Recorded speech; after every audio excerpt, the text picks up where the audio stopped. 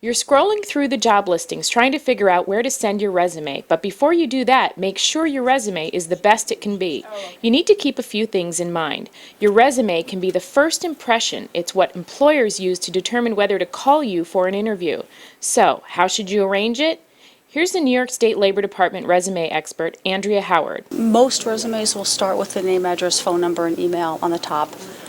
Following that is either the objective or the profile. The difference is that the objective is more future-oriented. I want to obtain a position as a whatever the job title is, where the profile is more of a summary of that person's experience in that job. After your name, profile, or objective, you need to make sure you list your qualifications and skills, and your resume should be easy to read. That should be followed with either a keyword summary or a qualification summary. You're making it easy on them. You're doing that work for them. Using some of those keywords can be vital, especially if your resume goes through an optical scanner.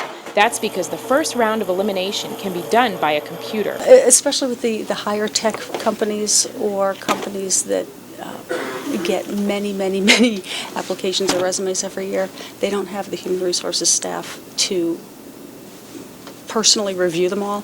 So they'll program a computer for keywords, scan the paper resumes through the computers, and then the ones that match the keywords will be looked at by a person. Howard suggests that if you know your resume will go through a computer scan, it's best to send along a text-only version attached to your resume. So what are those keywords and how do you find them? Every industry has different keywords. One of the places that people will typically get them is by mirroring the job advertisement that they're applying for. Some examples of keywords: visionary leadership, a change agent, or capturing cost reductions. For more of those industry keywords, click on the keyword link right above this video. Keep in mind, for every 5 unemployed New Yorkers, there's only one job.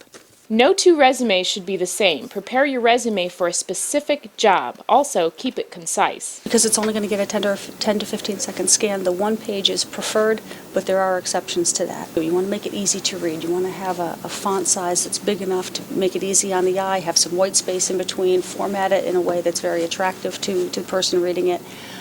So you might want to go 2 pages. How you focus your resume will also depend on how much work experience you have. For example, if you've just graduated from college, you would list your education first. But if you've been in the workforce for a while, your work history is primary.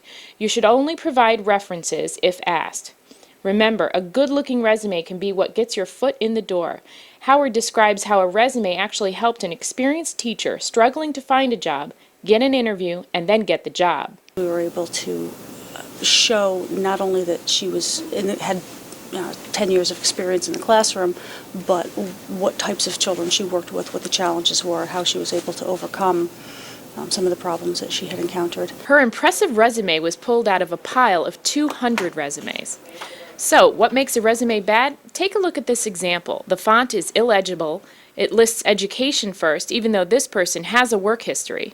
It lists the duties as opposed to accomplishments. A resume should emphasize what you can do for the employer and not what you want from that employer. Here's a better resume. It's easy to read. It highlights qualifications, expertise, and how the person impacted the employer's bottom line.